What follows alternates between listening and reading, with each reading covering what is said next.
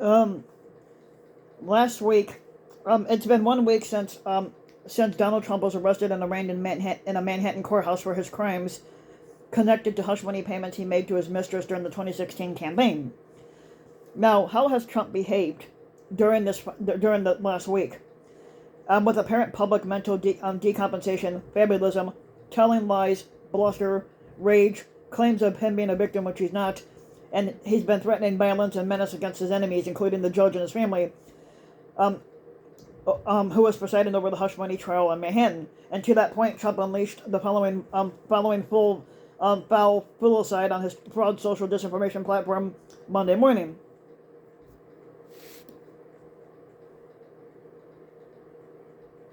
The only reason, basically, this is Trump's claim. He says the only reasoning why these absolutely ridiculous investigations are against him, and he says, oh, they're headed up by racist lunatics and radical democratic maniacs. If you want to talk about a fucking maniac, Trump, look at your fucking ugly face. And basically, it's for the purposes of election interference. Technically, the Democrats did not cheat in 2020. Trump tried to cheat, but he lost. And so they're going right to the old Soviet Union playbook and using the DOJ, FBI, and others in justice to interfere in our once sacred elections. Yeah, Trump, it's going to be harder for you to cheat once you get convicted and thrown in jail. And no, you will not win, you will lose like you did in 2020 for cheating. Uncowed by the litany of charges against him and the possibility, however unlikely, that he will be incarcerated for his crime spree, Trump has been selling t-shirts and other paraphernalia emblazoned with his mugshot. This fascist carny move has proven to be very lucrative. It has been reported that Donald Trump's sycophants have given him millions of dollars in donations since he was indicted and then arrested and arraigned in Manhattan on the felony charges. Now, because Trump is addicted to narcissistic energy, he made a surprise appearance at last Saturday's UFC 287 Mixed Martial Arts pay-per-view event in Miami, where he was basically greeted by cheers, sustained applause, and chants of USA, USA by many thousands of people in attendance. And Trump does not give a shit about the USA. He never has. So in an attempt to make sense of Trump's arrest and arraignment in Manhattan, and what it reveals or not about the country's democracy crisis and how Trumpism and the ascendant neo-fascism continue to poison America's political health and political culture, we've asked a range of experts for their insights and concerns about this next chapter in the age of Trump. Now, Norm Ornstein is an emeritus scholar at the American Enterprise Institute and contributing editor for The Atlantic. He also has co-authored best-selling books like One Nation After Trump, A Guide for the Perplexed, the Disillusioned, and Desperate, and the Not Yet Deported. Now, we know that there are many respectable lawyers and former prosecutors dubious about the New York indictment of Trump, but people have been persuaded by former top Manhattan assistant DA Karen Friedman and all-star lawyer Norm Eisen that the case under New York law is stronger than many think. Now, is this the most shocking and despicable set of actions that may bring Trump repeatedly to the bar of justice? Of fucking course not. Lying to his lawyers to obstruct justice and retain illegally top-secret documents for his own financial gain tops all that. Trying openly to overturn election results in Georgia tops it. And the incitement to a violent Klan insurrection that he incited in the Capitol and threatening the lives of the vice squatter and members of Congress tops that. But this action coming first, blasted with anti-Semitic and racist rhetoric by Trump and his acolytes in the GOP, will make it much harder for the lick spittles like Jim Jordan and Matt Gaetz to condemn using the same tactics when these other serious charges are filed. Now, the media coverage of the arraignment and the spectacle that surrounded it showed yet again how feckless our mainstream media is and how inflammatory the tribal right-wing media is. The breathless coverage of every minute of Trump's journey to New York, followed after the arraignment with commentary about how weak the indictment was, did not serve the country well. And the wall-to-wall coverage ignored other key stories as they unfolded, including all the elections in Wisconsin and the party switch in North Carolina, and both cases where GOP supermajorities will be used to stymie the Democratic governors and the unspeakably evil action by the Tennessee Republican legislator to expel three members of Congress, three Democratic members of Congress because they spoke out against gun control. Now, David Niewert is an investigative journalist and an expert on right-wing extremism and terrorism. He is also the author of several books, including the forthcoming The Age of Insurrection and the ongoing war against our democracy. A central element of any kind of autocratic rule is a degraded and corrupt two-tiered version of the rule of law, in which the authoritarian rulers are by nature exempt from all legal constraints. Now, while the people they rule over are subject to draconian and often discriminatory enforcement of laws. That's what Donald Trump's defenders have been working towards since the day of his Klan insurrection in his Klan installment in 2016, and that's what they're battling for in court right now. Like all good authoritarians, they're trying to convince the public that this kind of de facto immunity from accountability, legal and otherwise, is the birthright of powerful men like Trump, which it's not, and the natural state of things. And until the advent of democratic rule, that was probably more or less the case. And this is what we'll hear from neo-fascists who are out there preparing once again to man barricades on Trump's behalf, and not just the proud pricks and 3%er types, but the racist piece of shit Tucker Carlson and the Jim Jordan as well. And this is about undermining and ultimately demolishing our democratic institutions, along which the rule of law is probably the most fundamental.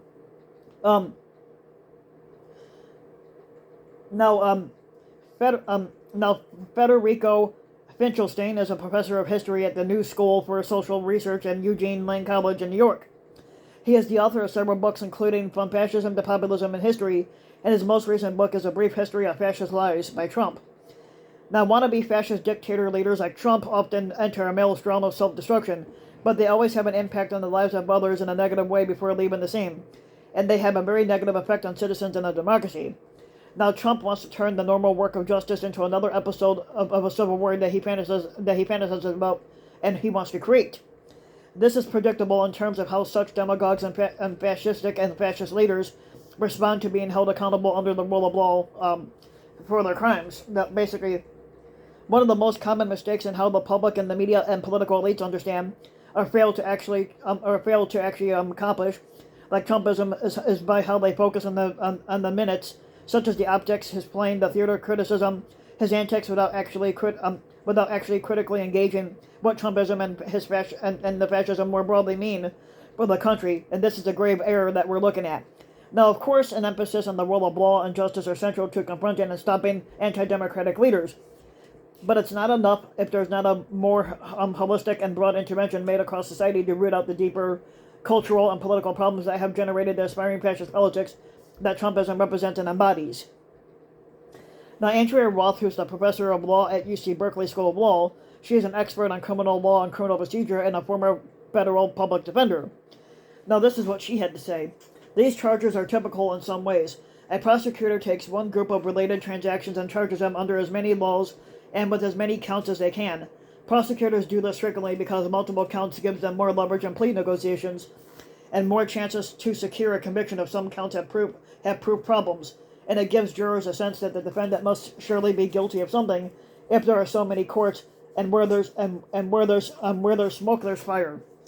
And what is notable is that, one, these counts are for conduct that is less serious than the conduct alleged in Georgia, and and with respect to the January 6th Klan attack, but it's also the only conduct that occurred in New York, and the Manhattan DA was the fastest to charge, and two, the counts are unusual in the fact that they are felonies, only because of the allegation that the conduct was intended to further another crime, and there is a question as to whether a federal campaign finance law can be that other crime. Now, some reports seem to suggest that the sheer number of counts or vagueness as to some of the underlying conduct of or underlying other crime is unusual in an indictment. On the contrary, prosecutors often charge numerous counts for one transaction or a related series of transactions, which generally doesn't violate double jeopardy.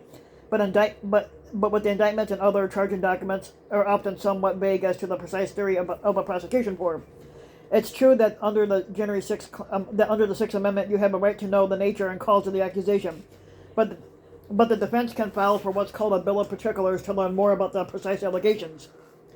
Now, overall, the arguments as to why this prosecution seems unfair or an overreach apply to numerous federal and state prosecutors brought every day, and the complaints that this prosecution is unusual in these respects seem to reflect an unfamiliarity with American criminal justice. On the other hand, The commentators who are saying if he committed a crime, he should therefore be prosecuted for it, are not really acknowledging the vast amount of discretion that the prosecutors wield every day around the country and declining to bring charges even when they think they can prove a crime.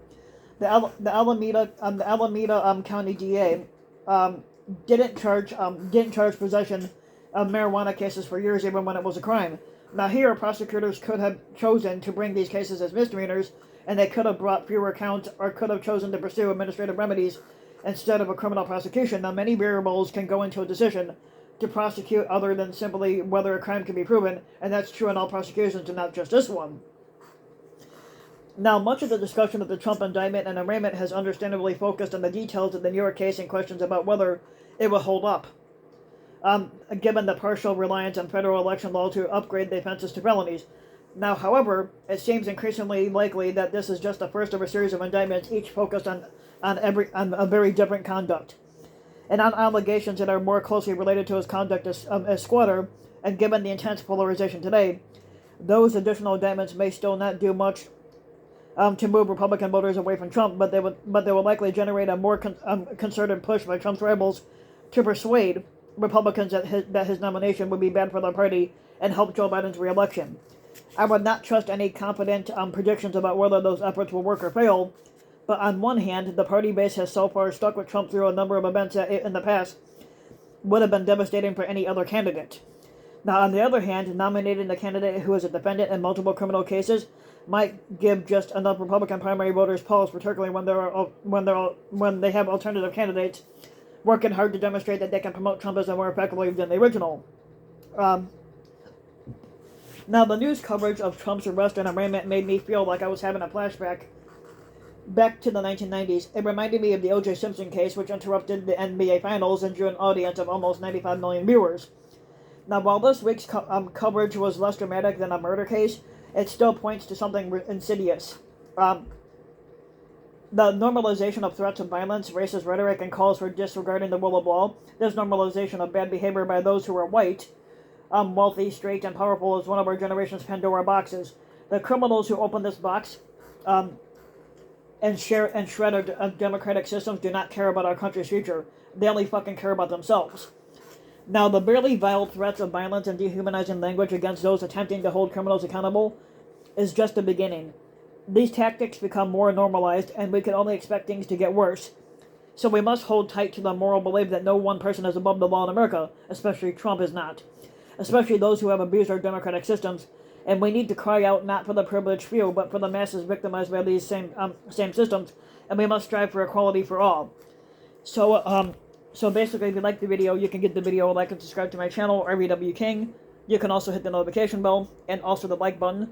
And if you want to, you can go ahead and leave a comment, let me know what you think. And if you want to support my work even further, just for a few bucks a video or a month, your donation can help go a long way by donating to the Patreon link, and which you can find in the about section of YouTube. And so, just like I said, for a few bucks a video or a month, your donation can help go a long way. And thanks for listening.